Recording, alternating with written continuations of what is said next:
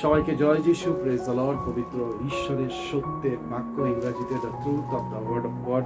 বহুদিন ধরে আমরা রোমিওর পত্র থেকে আমরা আলোচনা করছি। আজকে নাই করে 11 মাস হতে চলছে। ঈশ্বরের কৃপা আর ঈশ্বরের দয়া ছাড়া আর কিচ্ছু না।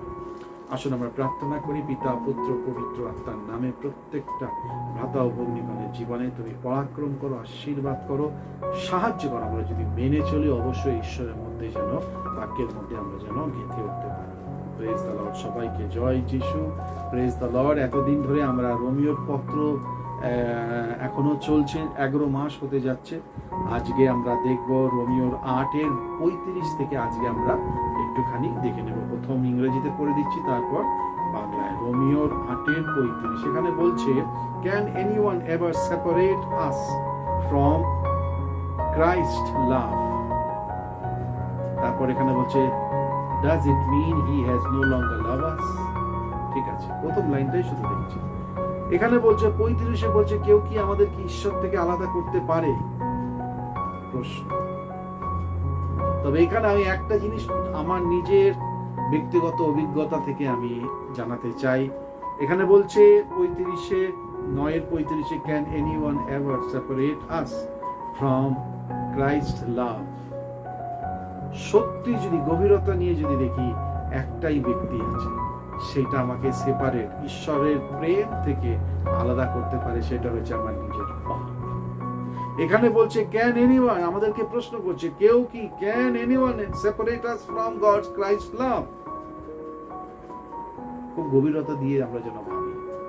আমরা ভাববো না বাইবেলে বলছে কেউ আমাদেরকে আলাদা করতে পারে না ঈশ্বরের প্রেম থেকে। নিশ্চয়ই 101%, 100% কেউ পারে না। কিন্তু যখন আমার নিজের জীবনের পাপকে এই পর্যায়ে আমি রেখে দিয়েছি, প্রভু যিশুর জায়গাকে সরিয়ে আমি পাপকে রেখে দিয়েছি, সেই পাপের সিংহাসনের মধ্যে পাপকে বসিয়েছি। যেখানে যিশুকে বসানো দরকার, সেই পবিত্র সিংহাসনের জীবনে বা আমার হৃদয়ের মধ্যে, সেই জায়গায় যিশুকে সরিয়ে যখন আমি আমার পাপকে বসিয়েছি, যখন আমার কর্তৃত্ব, যখন আমার ক্ষমতা, শক্তি যখন আমাকে টেনে নিয়ে পাপের মধ্যে নিয়ে চলছে, তখন যিশু আমাকে চালাচ্ছে না, আমার নিজের পাপ চালাচ্ছে।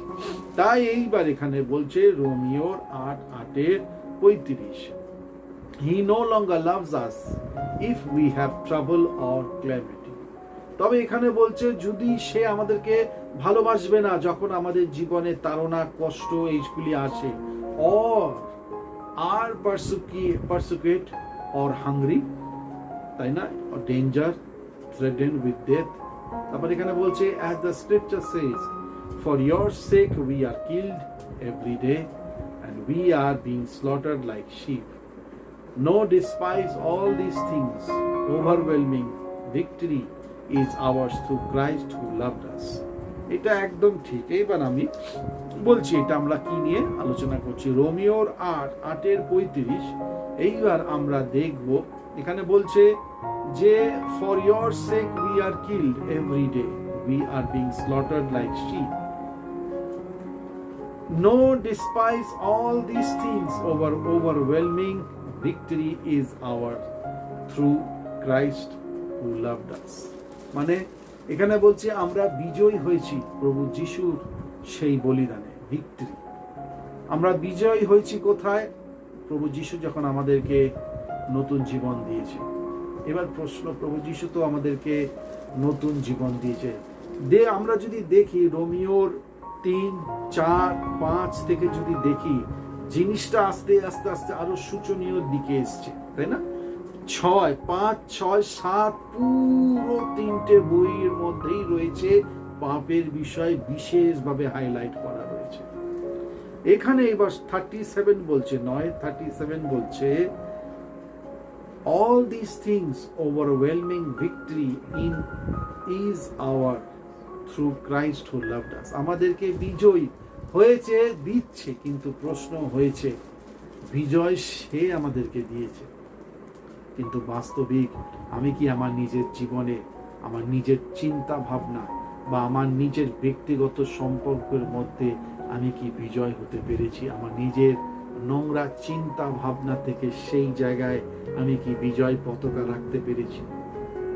আমি কি আমার রোজকার নোংরা কথাবার্তা, নোংরা অভিশাপ, নোংরা লাঞ্ছনা, নোংরা কটু ভাষা, নোংরামি থেকে আমি কি বিজয় পতাকা লাভ করতে পেরেছি? কোনটা?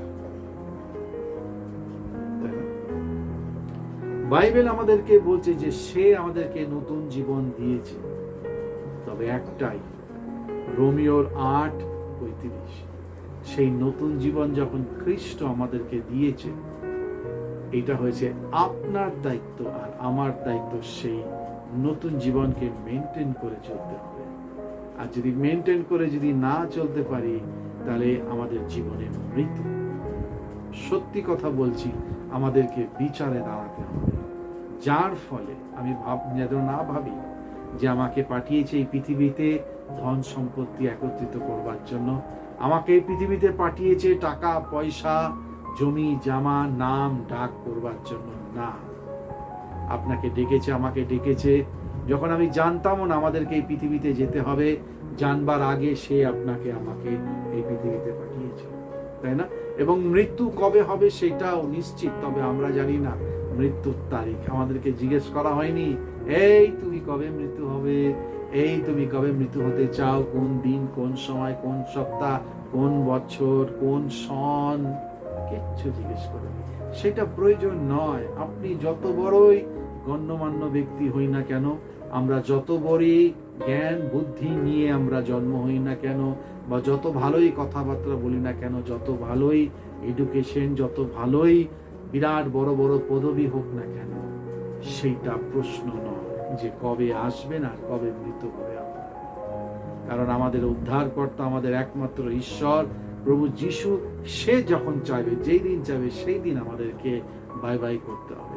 তবে সেই বাই বাই করবার আগে আমরা যেন নিজের জীবন, নিজের পাপের জীবনকে আমরা যেন বাই বাই করতে পারি, নিজের ব্যক্তিগত নোংরা চিন্তা ভাবনাকে চিরকালের মতন বাই বাই করতে পারি, কটু ভাষা, পোঙ্গামি, অন্যায়, অবিচার, ব্যভিচারকে চিরজীবনের মতন বাই বাই করতে পারি। হ্যাঁ, আমরা এই পৃথিবীতে থাকাকালীন আমাদের জীবনের মধ্যে পাপ আসবে, কিন্তু পাপ যেন আমাদের জীবনে কর্তৃত্ব না করে, কারণ সেই কৃপা সে আমাদের জীবনে রেখেছে। কিন্তু আমরা যেন সেই কৃপাকে দেখে, সেই ক্রুশকে দেখে, সেই প্রভু যিশুকে দেখে আমাদের পবিত্রতা, ধার্মিকতা তার প্রতি নিয়ে মেনটেন করে যেন চলতে পারি। এইটাই হচ্ছে রোমিওর পত্রের মধ্যে পুরো সংবাদ আমাদেরকে দেওয়া হয়েছে। যদি মেনে চলি, অবশ্যই ঈশ্বরের মধ্যে গেঁথে উঠতে পারবো।